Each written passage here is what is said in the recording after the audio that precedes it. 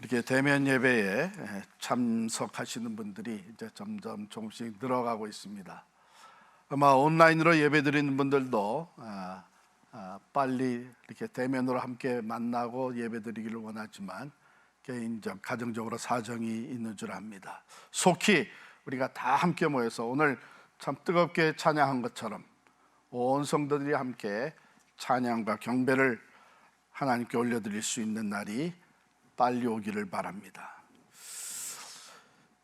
베이브 루스, 유명한 야구 선수죠. 미국의 야구 선수로서 1914년부터 1935년까지 22년 동안 선수 생활을 했던 베이비 루스, 그는 생애 714개의 홈런을 쳐서 홈런 왕으로 유명합니다.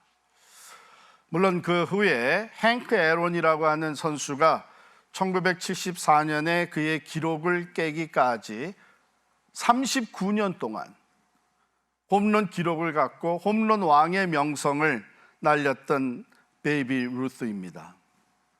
그런데 여러분, 이 같은 베이비 루스가 선수 생활할 동안 1330번의 스트라이크 아웃을 당한 것은 아시나요? 1964년에 미키 맨틀이라고 하는 선수가 스트라이크 아웃에 있어서 그의 기록을 깨기까지 베이비 루스는 또 한 30년 동안 He was the king of strikeout, 삼진당한 왕이었어요. 그런데 여러분, 대부분의 사람들은 베이비 루스를 홈런 왕으로만 알지 스트라이크 아웃을 많이 당한 선수로는 생각하지 않습니다. 실패를 통해서 성공을 거둔 사람들의 삶이 그렇습니다. 사실은 그러한 성공이 이루어지기 전까지는 많은 실패의 과정이 누구에게나 있는 것이죠. 실패라고 하는 것은 우리 인생의 한 부분입니다. 여러분도 아마 지금까지 살면서 실패를 여러 모양으로 경험을 했을 거예요. 저도 그렇습니다. 사람들이 이제 음식을 김치를 담그는 것에서부터 실패를 경험을 하죠. 해보니까 이게 소금에 좀 더 절였어야 되는구나, 뭐 이런 식으로 해가지고 실패를 경험해서 거기서 새로운 것을 터득하게 되고 맛있는 김치를 만드는데 성공하게 됩니다. 그뿐이에요. 사업, 대학 입시, 직장 생활, 라이센스, 자격증 시험, 또 결혼 생활, 목회, 선교, 우리의 신앙 생활, 예수의 제자로 살아가는 이 모든 것에 실패가 따릅니다. 우리들은 실패할 때마다 낙심하고 좌절합니다. 또 걱정을 합니다. 내가 다시 일어날 수 있을까? 다시 회복할 수 있을까? 여러분, 실패는 우리 모두가 다 경험하는 것일 뿐만 아니라 그 실패를 통해서 우리는 새로운 지혜, 방법, 스킬을 터득하게 되고 그 실패를 통과하면서 성공의 자리에 이르게 된 것입니다. 그래서 성공한 사람들은 누구나 다 실패 가운데서 재기했던 사람들이죠. 실패를 딛고 일어나서 성장과 성숙을 이루어간 사람들입니다. 오늘 말씀에도 보면 실패자의 모습이 등장하고 있어요. 요한복음의 제일 마지막 장 21장이 실패자의 모습으로 시작을 하고 있습니다. 한번 보실까요? 1절부터 제가 3절까지 읽겠습니다. 그 후에 예수께서 디베랴 호수에서 또 제자들에게 자기를 나타내셨으니 나타내신 일은 이러하니라. 시몬 베드로와 디두모라 하는 도마와 갈릴리 가나 사람 나다나엘과 세베대의 아들들과 또 다른 제자 둘이 있더니 시몬 베드로가 나는 물고기 잡으러 가노라 하니 그들이 우리도 함께 가겠다 하고 나가서 배에 올랐으나 그날 밤에 아무것도 잡지 못하였더니, 그날 밤에 물고기 한 마리도 잡지 못한 실패. 그런데 사실은 그거보다 더 심각하고 큰 실패가 있었죠. 보세요. 이것은 지금 부활하신 예수님이 제자들에게 세 번째 나타나신 거예요. 앞서서 두 번이나 부활하신 예수님을 제자들이 만났지만 그들은 지금 어디에 가 있어요? 물고기 잡으러, 과거 옛사람의 모습으로 돌아가 있어요. 지난 3년 동안 모든 것을 다 버리고 열심히 예수님을 따랐던 제자들, 물론 십자가의 고난과 죽음이라고 하는 참 큰 낭패와 예상치 못했던 어려움을 당했지만 부활하신 주님까지 두 번이나 만났던 제자들인데 왜 다시 옛사람의 모습으로 돌아가 있나요? 자기들이 저질렀던 잘못이 있기 때문입니다. 이들은 제자의 삶에 있어서 실패했습니다. 예수님께서 고난을 당하실 때 예수를 버리고 도망갔습니다. 그 중에 수제자라고 자신했던 베드로는 예수님을 세 번씩이나 모른다고 부인을 해버렸습니다. 그러니까 자기들 스스로가 실패자라고 하는 것을 받아들일 수밖에 없게 된 거죠. 더 이상 예수의 제자라고 할 자격이 없다. 그래서 예수님 부활하신 것을 보았지만 옛사람의 모습으로 돌아가 있는 것입니다. 치명적인 잘못, 나는 예수를 알지 못하노라 세 번씩이나 부인했던 베드로가 먼저 앞서서 얘기를 합니다. 나는 물고기 잡으러 가겠다. 그랬더니 다른 제자들도 우리도 가겠다. 모두가 다 실패자였습니다. 더 이상 이제는 나설 수 없는 낙오자가 되어버린 것이죠. 여러분, 신앙생활을 하면서 지금까지 살아오면서 실패자로서 낙오자가 되어서 이제는 더 이상 얼굴을 들고 나서지 못하는 그런 상황에 놓여 본 적이 있습니까? 저는 물론 있습니다. 아마 대부분이 있을 것입니다. 부활하신 주님은 바로 그런 상황에 처한 제자들을 찾아오셨습니다. 사망 권세도 이기시고 부활하신 주님께서 실패한 자들, 자기를 버리고 도망갔던, 부인했던 그 제자들을 찾아오셨습니다. 여러분, 오늘도 우리 주님은 택한 자들을 포기하지 않습니다. 실패한 그 자리에 찾아오십니다. 만나주십니다. 회복시켜 주십니다. 다시 앞을 향해서 나아갈 수 있도록 일으켜 세워주시는 줄을 믿습니다. 세 번째 그들을 찾아오신 거예요. 그때 제자들은 밤새 아무것도 잡지 못했다고 기록이 되었습니다. 이게 일이 안 되려니까 물고기마저 안 잡히는 거예요. 근데 예수님께서 바닷가에 서셔서 너희 오른편에 그물을 던져라. 그래서 누군지도 모르고 하라는 대로 그물을 던졌더니 그물이 찢어질 정도로 많이 잡힌 거예요. 이제 감이 온 거죠. 아, 예수시다. 주님이시다. 베드로가 먼저 뛰어 주님께로 나옵니다. 다른 제자들도 그 잡은 고기들을 끌고 주님께로 와서 보니까 예수님께서 조반을 차려놓으신 거예요. 밤새 수고하느라고 애쓴 제자들을 위해서 아침 식사를 준비해 놓으셨습니다. 예수님은 자기를 버리고 부인하고 돌아섰던 제자들을 찾아와 주셔서 감싸주고 계십니다. 제자로서 실패한 그들을 다시 품어주시고 계시는 것이죠. 그들을 위로하시고 사랑으로 다시 세워주시는 주님의 모습입니다. 아마 어쩌면 제자들은 이때에 그 말할 수 없는 위로와 사랑을 느끼면서 어쩌면 우리가 제자의 삶을 다시 시작할 수 있지 않겠느냐 하는 희망이 생겼을 거예요. 자, 이제 예수님이 베드로와 대화를 하십니다. 우리가 너무나 잘 아는 얘기죠. 내가 나를 사랑하느냐. 찬양도 부르고 우리가 이것을 많이 인용도 합니다. 예수님이 왜 3번씩이나 베드로에게 내가 나를 사랑하느냐 하고 물으셨을까 하게 되면 성경 공부를 조금이라도 한 사람들은 그건 베드로가 예수를 3번 부인했기 때문이죠 하고 대답을 합니다. 맞습니다.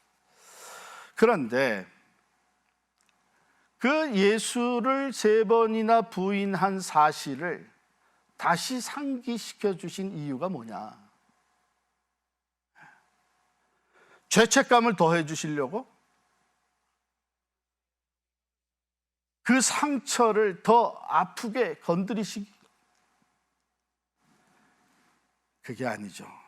예수님은 베드로에게 용서받았다고 하는 사죄의 확신을 심어주시기를 원했던 겁니다. 마태복음 26장 75절에 보면 이런 얘기가 나와요. 베드로가 예수님을 3번째 모른다고 부인했을 때 새벽 닭이 웁니다. 그때에 베드로가 예수의 말씀에 닭 울기 전에 내가 3번 나를 부인하리라 하심이 생각나서 밖에 나가서 심히 통곡하니라. 예수님은 그것을 보신 것이죠. 베드로가 심히 통곡하며 회개한 것을 이미 받으신 것이죠. 그러나 베드로는 여전히 죄책감에서 헤어나지 못하고 있었습니다. 그래서 예수님은 3번이나 내가 나를 사랑하느냐 물으시면서 매번 뭐라고 말씀하셨냐면 내 양을 먹이라, 내 양을 치라, 내 양을 먹이라 말씀하셨어요. 여러분, 이 양들이 얼마나 소중한 양들입니까? 바로 얼마 전에 예수님이 십자가에서 자기의 생명을 쏟아 바치고 피값 주고 사신 양들. 그런데 그것을 자기를 3번씩이나 부인했던 베드로에게 맡기시면서 인트러스트 하시면서 그 양을 먹이고 치라고 하십니다.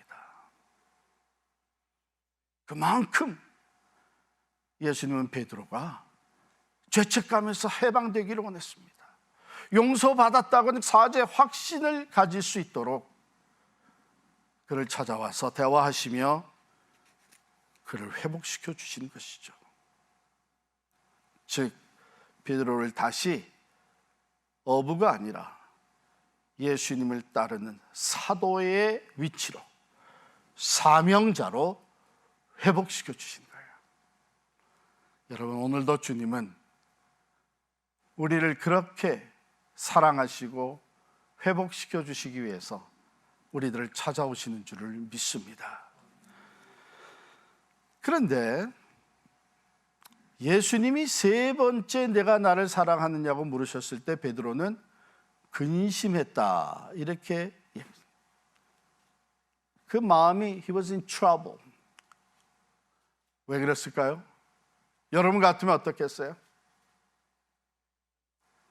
내가 이미 2번씩이나 말씀을 드렸는데 그 물음에 내가 대답하기를 주님 그러하나이다, 내가 주님을 사랑하는 줄 주님께서 아시나이다 2번씩이나 대답을 했는데 왜 또 세 번째 물어보시는가? 이제는 더 이상 내 말을 믿지를 못하시는구나. 하긴 내가 과거에 믿지 못할 행동을 했으니까. 모두가 다 주님을 버릴지라도 나는 죽을지언정 주님을 따르겠다고 호언장담했던 내가 3번씩 예수를 모른다고 부인했으니까 마음에 근심이 생긴 거예요. 내 진심을 알아주시지 않는 것 같아서. 그래서 그는 대답합니다. 첫 번째, 두 번째 대답했던 거와는 좀 더 다르게, 좀 더 시리어스하게 대답을 해요. 주님, 모든 것을 아시오매 내가 주님을 사랑하는 줄을 주님께서 아시나이다. 자, 이 말을 들으시고 그 다음에 내 양을 먹이라 하고 끝나지 않았어요. 똑같이 내 양을 먹이라 세 번째도 얘기하신 후에 새로운 말씀을 하십니다. 18절이에요. 내가 진실로 진실로 네게 이르노니 네가 젊어서는 스스로 띠띠고 원하는 것으로 다녔거니와 늙어서는 네 팔을 벌리리니 남이 내게 띠띠우고 원하지 아니한 것으로 데려가리라. 여러분, 베드로는 원래 성격이 급한 사람이에요. 그래서 생각하기 전에 말부터 하고 생각하기 전에 행동부터 나가는 사람이에요.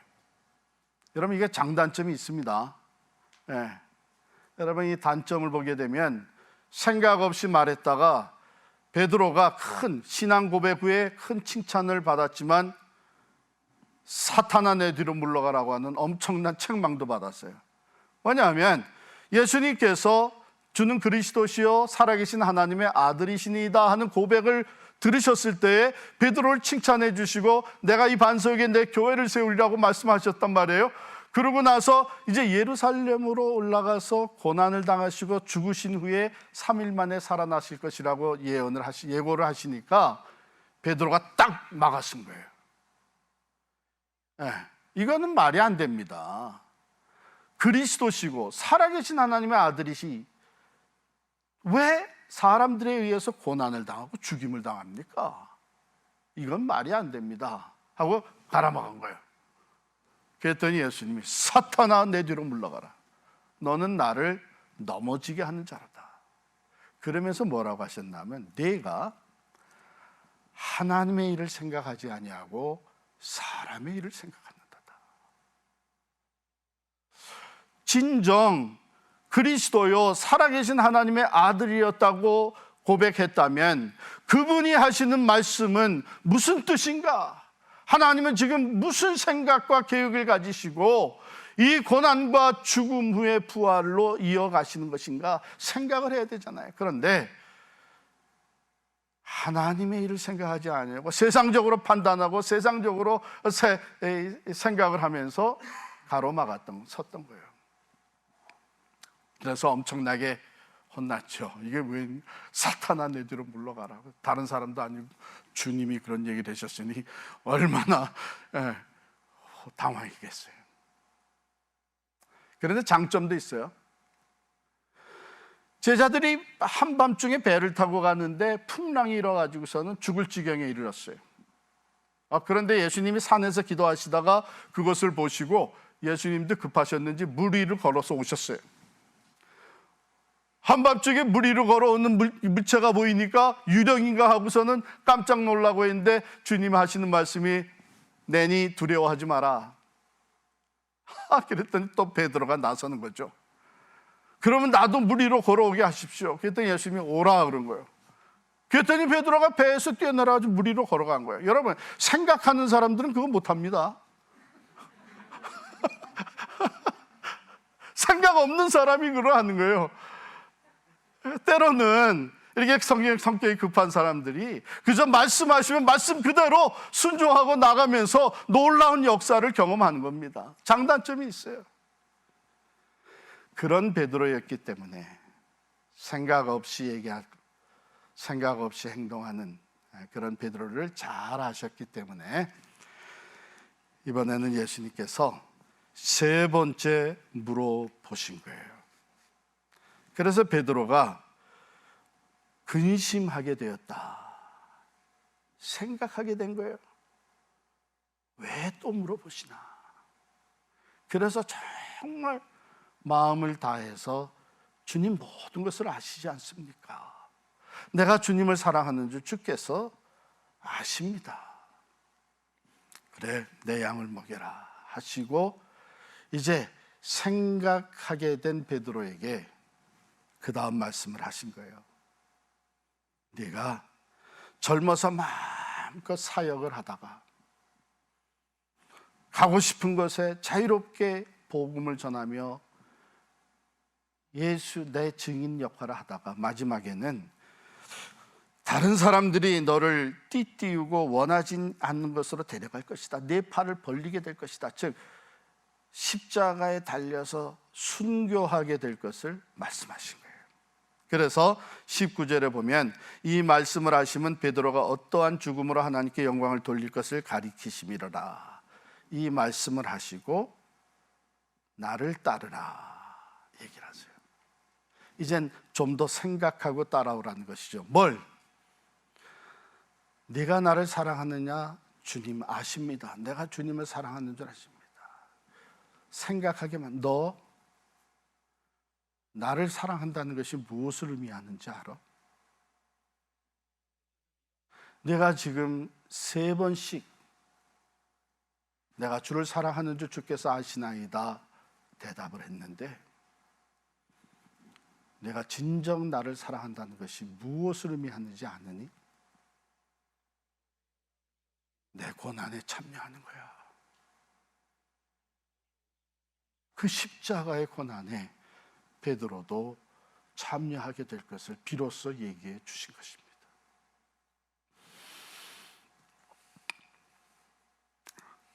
좀 다르죠? 사실 나를 따라오라 하신 말씀은 일찍이 한 3년 전에 예수님이 베드로에게 말씀하신 거예요. 나를 따라오라. 내가 너로 사람 낚는 어부가 되게 하리라. 그래서 다 모든 것을 버리고 따라갔습니다.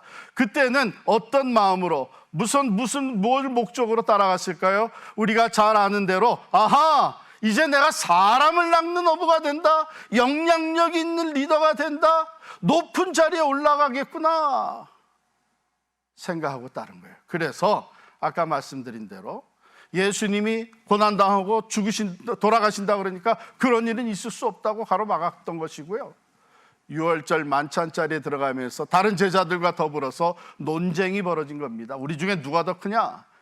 이제 예수님이 왕좌에 앉으실 텐데 내가 차지할 자리가 어디냐? 이건 놓고 서로 다툰 거예요. 그렇게 따라왔다가 그 첫 번째 부르심, 나를 따라오너라고 부르셨던 그것을, 그런 마음과 그런 동기와 목적 가지고 따라갔다가 실패자가 된 거예요. 이게 웬걸? 높은 자리가 아니라 잘못하면 나도 죽겠네. 실패자가 돼서 예수님을 부인하고 제자들 또한 예수님을 버리고 도망간 것이죠. 자, 이제 두 번째, 나를 따르라고 말씀하시기 전에 예수님께서 이제 베드로가 어떤 고난과 희생을 당하고 어떤 죽음에 이르게 될 것인지를 말씀해 주신 거예요. 베드로가 그것을 그대로 받아들이고 주님을 따라갑니다. 이것은 달라요. 다시 또 들려온 나를 따르라는 이 두 번째 주의 음성에 그가 응답한 것은 그렇습니다. 이렇게 나를 사랑하시고 실패한 나를 다시 찾아오셔서 제자의 자리로, 사도의 위치로 회복시켜 주시니 내가 주를 위해서 희생도 죽음도 능히 감당하겠습니다. 각오하고 따라갑니다. 진정으로 주님을 사랑하는 마음을 가지고 따라가게 된 거예요. 사랑하는 성도 여러분, 여러분들은 지금까지 어떤 마음과 목적을 가지고 예수를 믿고 따르고 있습니까? 그러다가 실패해 보셨습니까? 예수님은요, 우리를 그 실패의 과정들을 통해서 성숙한 제자로, 예수님이 일찍이 가르쳐 주셨던 그 제자도대로 신실하고 참된 제자를 만들어 가십니다. 마태복음 16장 24절에 누구든지 나를 따라오려거든 자기를 부인하고 자기 십자가를 지고 나를 따를 것이니라. 이 제자들 말씀. 베드로가 일찍이 자기가 하던 거 다 내려놓고 예수님을 따랐습니다. 자기를 부인한 것 같지만 사실은 고난을 위해서 고통의 희생을 목적으로 따른 것은 아니죠. 높아지려고 했습니다. 그런데 실패자가 되었고, 이 과정을 통해서 그는 그 제자도에 걸맞는 제자로, 사람으로 한층 더 업그레이드 된 겁니다. 자기 십자가를 지고 따를 수 있게 된 거예요. 이제는 주님 말씀하신 대로 내게 주어진 이 십자가, 나는 주님을 위해 살다가 이렇게 죽을 것이라고 하신 내 십자가를 지고 따르는 제자의 모습으로 한 걸음 성장하게 된 것이죠. 다시 한번 묻습니다.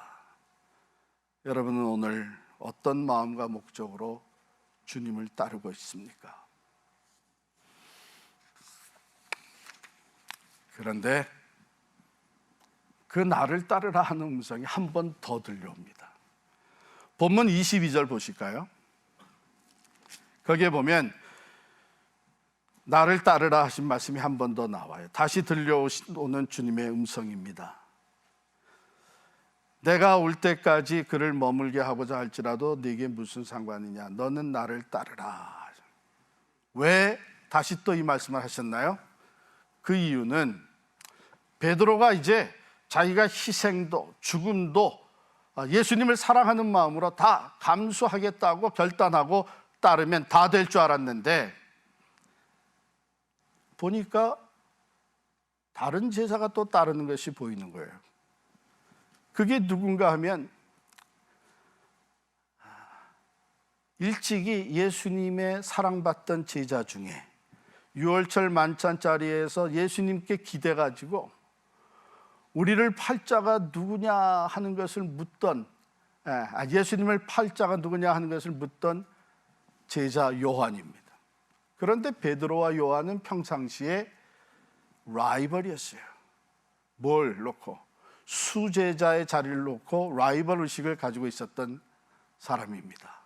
그러니까 베드로가 그 요한이 따르는 것을 보고 예수님께 물은 거예요. 주님, 이 사람은 어떻게 되겠습니까? 나는 이렇게 살다가 이렇게 순교할 것이라고 얘기를 하셨는데 얘는 어떻게 되겠습니까? 그 얘기를 했을 때 예수님께서 다시 한번 나를 따르라 하신 것이죠. 내가 올 때까지 그를 머물게 하고자 할지라도 내게 그게 무슨 상관이냐? 왜 내가 그것을 참견하고 상관하느냐? 그런 말씀이에요. 여기에서 세 번째 너는 나를 따르라 하신 것은 제자도의 마지막 부분이라고 저는 생각합니다. 누구든지 나를 따라오려거든 자기를 부인하고 자기 십자가를 지고 나를 쫓을 것이니라. 나를 따르라.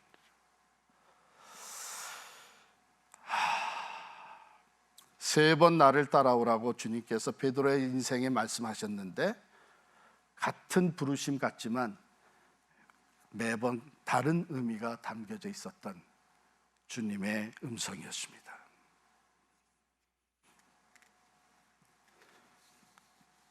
여러분, 우리 죄인들에게 있어서 치명적인, 어쩌면은 끝까지 벗어나기가 어려운 것이 뭐냐 하면 비교의식이에요. 이게 우리 죄인들의 생각 방식입니다. 삶의 형식입니다. 끊임없이 비교하고 또 비교하는 것. 그래서 우리는 우리가 비교해서 어느 정도인지를 늘 알고 싶어 하는 거예요. 나보다 좀 못한 사람이 비교의 결과 나보다 못하다, 내가 했던 것보다 부족하다, 나보다 못 배웠다, 나보다 가진 것이 없다, 나보다 해낸 일이 별로 없다 하게 되면 우리는 쉽게 교만해지는 거죠. 반면에 비교해서 아이고 나는 잽이 안 되네, 나보다 배운 것도 많고 물질도 많고 공로도 크고 큰 일을 해내고, 그러면 주눅 드는 거예요. 나는 그거 못해. 뒤로 나가 자빠지는 거죠. 주님께서 말씀하십니다. 그것이 내게 무슨 상관이냐. 남이 어떻게 하든, 다른 사람은 어떻게 쓰임받든, 하나님의 영광에서 다른 사람들은 어떤 사명이 맡겨지고 어떤 희생을 치르고 어떤 공로를 세우건 그게 너와 무슨 상관이냐. 너는 나를 따르라. 여러분, 예수님은요, 우리를 얼마나 다른 사람보다 우월하냐, 열등하냐, 그 여부를 판단하지 않습니다.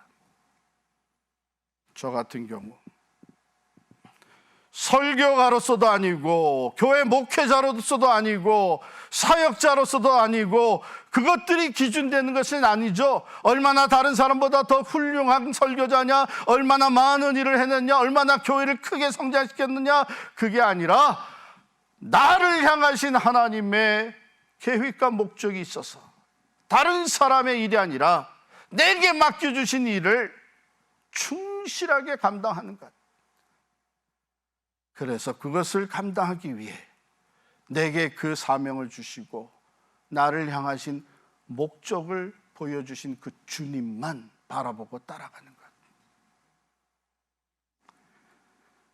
그것으로 판단하신 것이죠. 사랑하는 성도 여러분, 우리 교회에서는 바로 이것을 소중하게 생각해서 나를 향하신 하나님의 소명이 뭐냐, 그것을 발견하게 만드는 우리 워크숍을 이미 시작을 했고 계속되고 있습니다. 선교적 삶, 미셔널 라이프 워크숍, 일깨우기, 그 소명을 발견하고 행동하기, 그것을 따라 살 수 있도록 준비하는 것이죠. 예수님은요, 우리의 실패의 자리에 찾아오셔서 우리를 이와 같이 더욱 신실한 그리스도의 제자로 세워주십니다. 그 과정에 우리는 이제 새롭게 깨닫게 해주시는 것, 새롭게 준비시켜 주시는 것, 새롭게 목적으로 삼게 하시는 것을 놓치지 말고 한 단계 업그레이드 돼야 되는 것이죠. 이렇게 살아갈 때에 오직 주님만 바라보며 주님만 따라갈 때에 죽음조차도 베드로에게 말씀하신 대로 그가 나중에 두 팔을 벌리고 어떤 죽음으로 하나님께 영광을 돌리게 될지 말씀하신 것처럼 그 죽음조차도 하나님의 영광을 드러내는 삶이 되는 것입니다.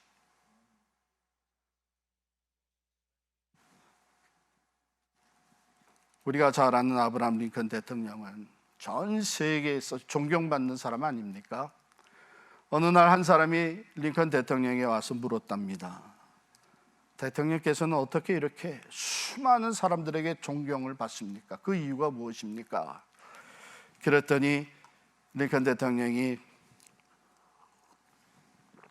글쎄요, 아마도 그건 내가 실패를 많이 거듭했기 때문에 그런 것 같습니다. 여러분 잘 아는 대로 링컨 대통령은 실패를 거듭했던 사람입니다.